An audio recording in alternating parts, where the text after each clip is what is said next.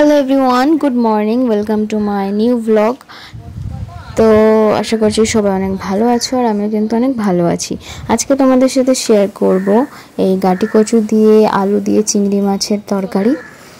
তো আজকে রান্নাটা কিন্তু মামনি করবে, আর সব কিছুই মামনি করছে জোগাড় যন্ত্র। এই দেখো, প্রথমে আমরা গাটি কচুগুলোকে সুন্দর করে কেটে নিচ্ছি ছোট ছোট পিস করে, এরপর আলুগুলোও কেটে নেব। আর এদিকে দেখো, কড়াই গরম বসিয়ে দেওয়া হয়েছে। তো প্রথমে চিংড়ি মাছগুলোকে ভেজে নেওয়া হবে। তো কড়াইতে সাদা তেল দিয়ে দিয়েছি মাছটা ভাজার জন্য। তারপর চিংড়ি মাছটা ভাজা বসিয়ে দিলাম। চিংড়ি মাছটাকে নুন হলুদ মাখিয়ে নিয়েছি।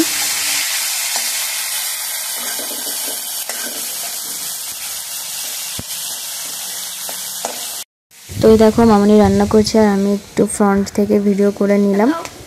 তো আমরা কিন্তু গাটি কচুটাকে আলাদা করে সিদ্ধ করব না, ডাইরেক্ট কষাবো আমরা। তো কারা কারা এইভাবে তোমরা করেছো কমেন্টে কিন্তু আমাকে জানিয়ে দিও। আর এদিকে দেখো, চিংড়ি মাছটা কিন্তু লাল লাল করে ভেজে নিয়েছি, এখন তুলে নিচ্ছি।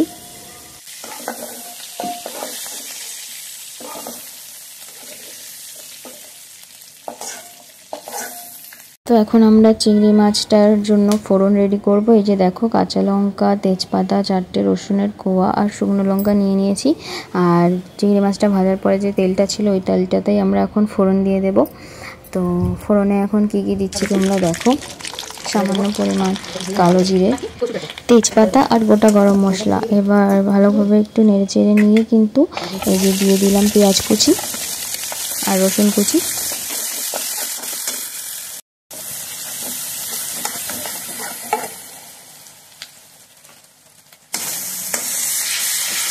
আদা,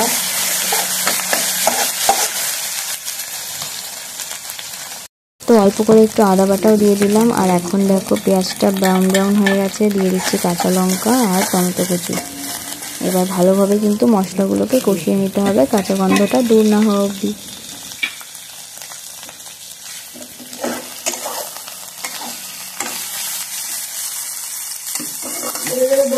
সুন্দর করে করছে, কষিয়ে নেবো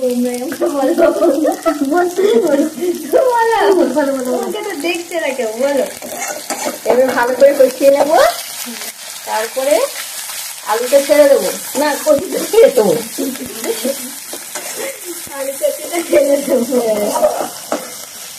কষানো মশলার মধ্যে আলু কচুটাকে ছেড়ে আরো একটু কষাবো। আমাকে দেখতে না,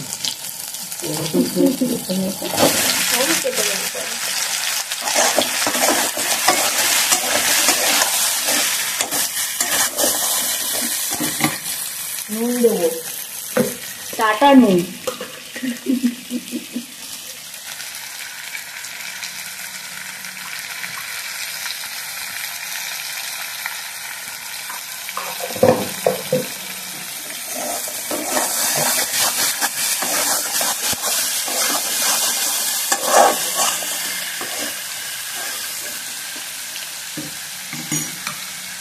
এবারে ঢাকা দিয়ে দেবো, গ্যাসটাকে আস্তে করে দেবো, কিছুটা সেদ্ধ হয়ে যাবে, কষানো হয়ে যাবে।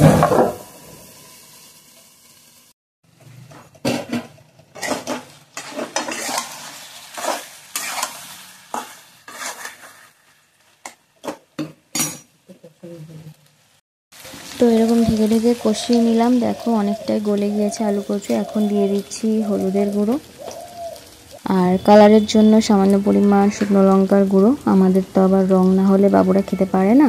তো এই যে দেখো, 1.5 চামচ মতো শুকনো লঙ্কার গুঁড়ি দিয়ে দিলাম।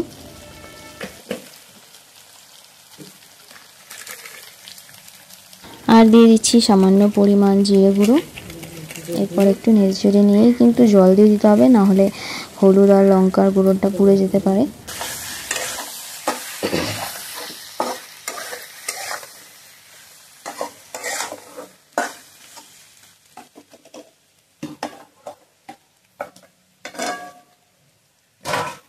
হয়ে গেছে, মশলাও কষানো হয়ে গেছে। এবার আমরা দিয়ে দেবো জল।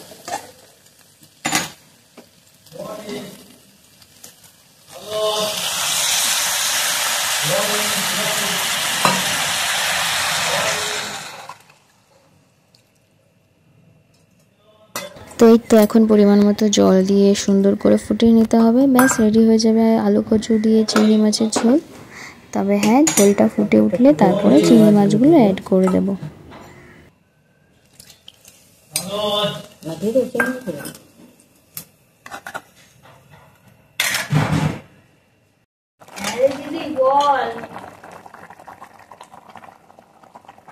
তো এই দেখো ঝোলটা টকবক করে ফুটছে, এখন চিংড়ি মাছগুলো দিয়ে দিলাম।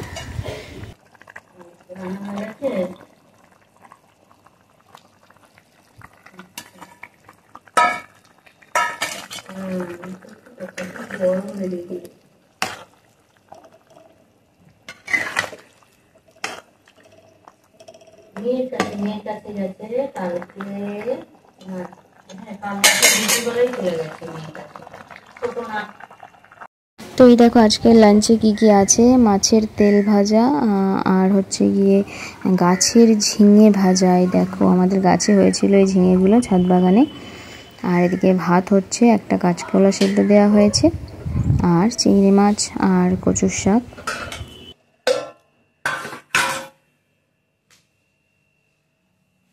কচু শাকের রেসিপিটা তোমাদের সাথে আগে একদিন শেয়ার করেছিলাম, আর এই চিংড়ি মাছ দিয়ে আলু কচুর রেসিপিটা আজকে শেয়ার করলাম। তো দেখো তরকারিটা কিন্তু হয়ে গিয়েছে, পরিমাণ মতো জল দিয়েছিলাম, আর এইটুকু জল আমাদের প্রয়োজন, তো আমরা এইটুকু রেখেছি। তোমরা যে যেমন ঝোল পছন্দ করো সেরকম জল দেবে। তো রান্নাটা কেমন লাগলো কমেন্ট করে অবশ্যই সবাই জানিও। ভিডিওটা এখানেই শেষ করছি, ভালো লাগলে অবশ্যই লাইক কমেন্ট করে দিও। Thanks for watching, by.